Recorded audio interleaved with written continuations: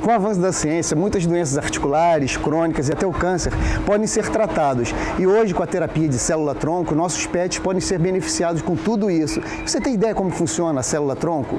Você tem, Sofia? Então vamos lá. Eu quero ver célula-tronco. É só digitar no YouTube, eu quero ver Marcelo Aragão. Vem com a gente.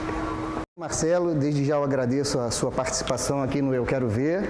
E a nossa primeira pergunta é a seguinte: como você teve esse interesse por célula-tronco e como surgiu na veterinária essa tecnologia?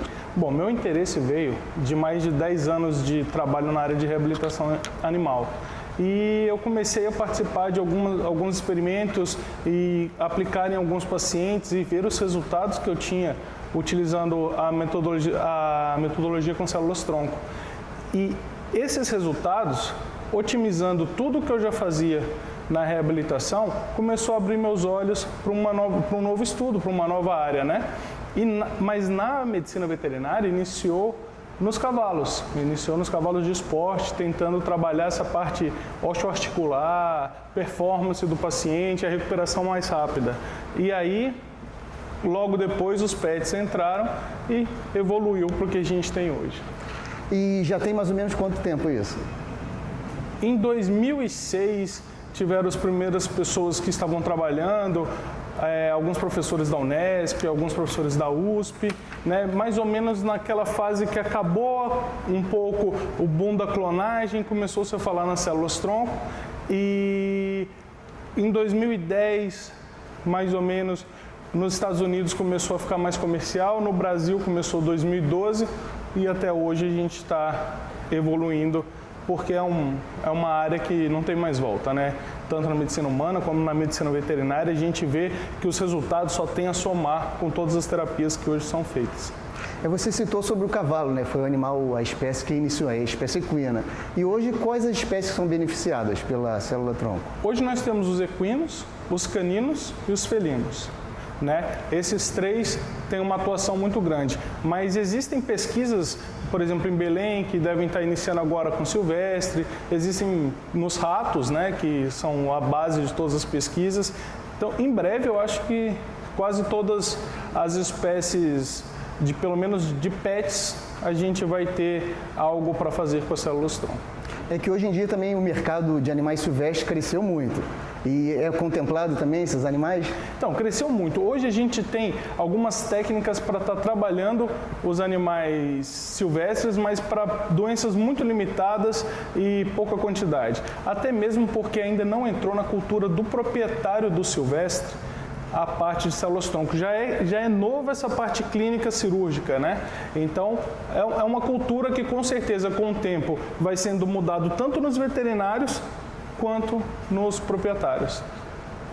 E uma dúvida que às vezes o cliente, quando procura essa terapia, é de onde é tirada essa célula-tronco? Ela já vem de um laboratório, é retirada do próprio animal? Como é que funciona? Sim, você tem as duas opções. Você tem a opção de tirar do próprio animal, que são as células-tronco autólogas, como você tem a opção de utilizar do banco. Tudo vai depender da idade do paciente, da doença que ele tem, se é congênita, qual a resposta que você precisa e qual a necessidade que você tem. Então, pode ser do próprio paciente, pode ser de um doador, que é a heteróloga.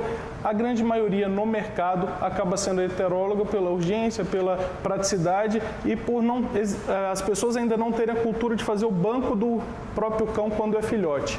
E aí o tempo de expansão, multiplicação para poder utilizar, faz com que ele tenha que esperar muito tempo até ele utilizar as próprias células e com isso eles optam em fazer a heteróloga.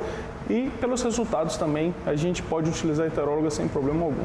E quais os locais que são de eleição para retirada da célula? Tem dois locais de eleição, medula óssea e a gordura, né? Só que a gordura, ela ainda é superior à medula óssea. Tá? A medula óssea é muito rica em células hematopoéticas e a gordura mais rica em células mesenquimais, que são as células que nós utilizamos na terapia. Então, a eleição é a gordura. Certa vez eu li num trabalho que eles retiravam células do focinho. Ainda tem essa tendência? É uma opção, como a polpa dentária, como qualquer outro tecido que seja rico em células e que tenha capacidade de multiplicação, porque Todos os nossos tecidos têm célula-tronco, né? Mas dá para ver que a gordura é mais fácil de crescer, né? Então é porque ela é mais rica em células. Eu que o diga, né? É verdade.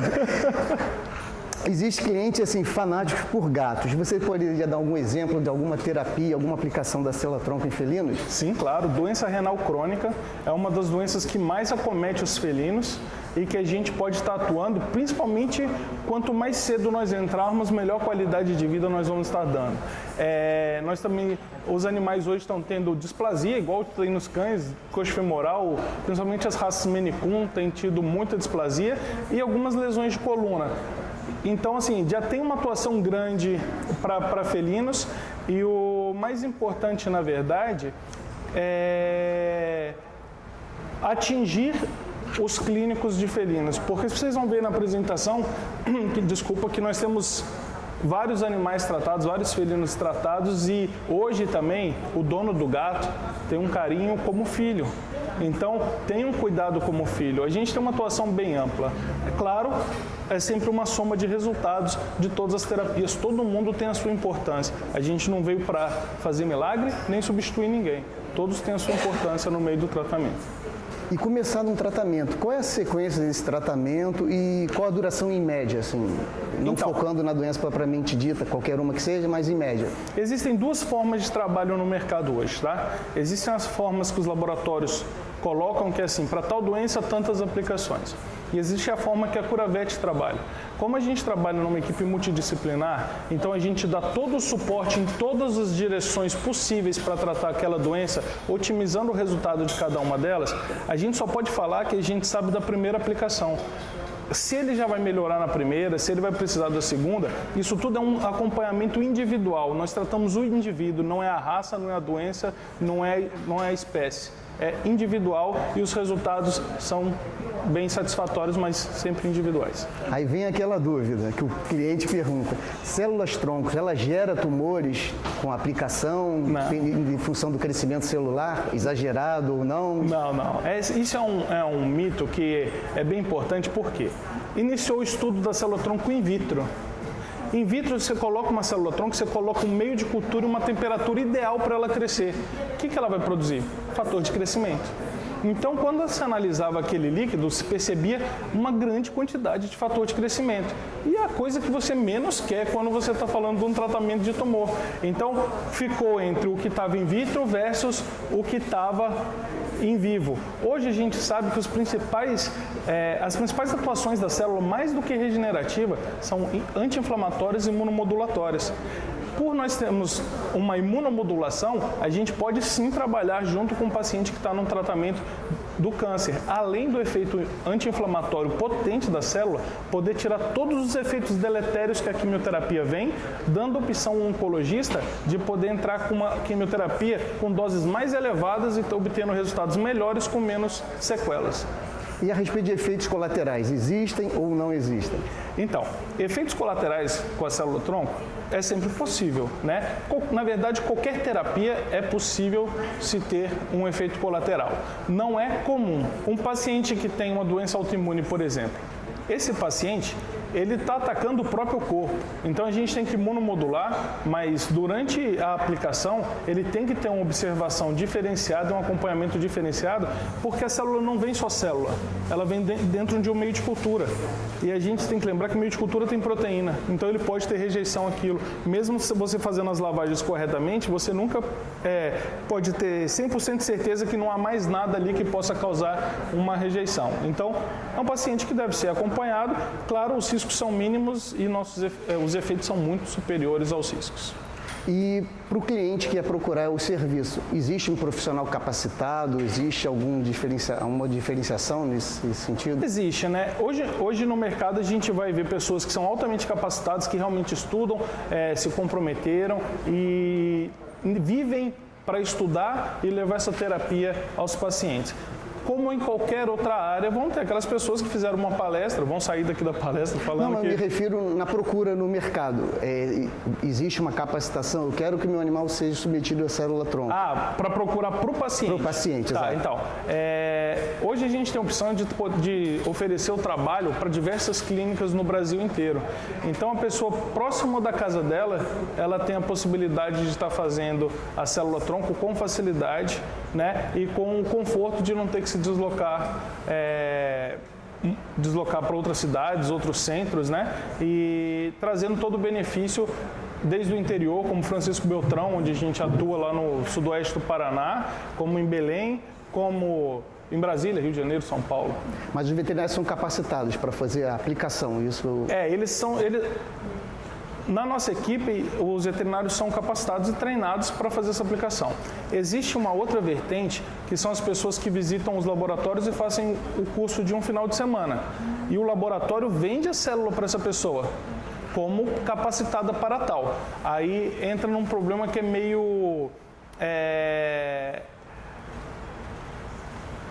assim, uma barreira meio comercial, porque a gente pensa que não dá para em um final de semana você de nada aprender muito a ponto de botar uma vida em risco, entendeu? Então, existe uma capacitação mínima e existe uma capacitação máxima, e o problema é que a gente não tem intermediário ainda. E assim, quais são os seus desafios hoje que você vê na área de pesquisa para as células-troncos, barreiras que ainda estão para serem atingidas, né, derrubadas, né? Eu acho hoje que o mais importante é esse trabalho que a gente está fazendo principalmente nos pacientes oncológicos, né? Porque o câncer, a gente sabe a dificuldade de um tratamento de um paciente e a gente consegue também ajudar pacientes que não estão respondendo à quimioterapia a começar a responder. Então, trabalhando de forma associada, a gente tem tirado alguns animais que estavam condenados a óbito e trazendo a qualidade de vida, de estarem brincando com o proprietário, de estarem vivendo bem. Por quanto tempo? Dependendo do tumor, a gente não sabe por quanto tempo. Dependendo do tumor, a gente pode estar visando a cura junto com o oncologista, né? Mas eu acho que essa parte da oncologia é o nosso foco principal agora. Então, quais são as suas considerações finais, seus contatos, para os veterinários, para os clientes, para quem tiver interesse na área? As nossas considerações finais é que sempre que você for procurar um profissional, que você procure as referências desse profissional e os pacientes tratados por ele da mesma doença para a qual você está procurando. Porque dessa forma, você vai sempre estar podendo oferecer ao seu animal ou ao seu paciente, né, quando é um veterinário procurando alguém, oferecer o melhor. E os resultados sempre vai depender de N fatores, né? São ótimos, tanto que a gente muda a nossa vida quando começa a trabalhar nessa área, mas estudo, continuidade, acompanhamento é a parte mais importante para se ter sucesso em qualquer terapia, e isso não muda com a terapia células-tronco. Então, desde já te agradeço a participação, eu quero ver célula-tronco, muito sucesso, muito êxito e que nossos animais sejam a cada dia beneficiados, né, por essa terapia.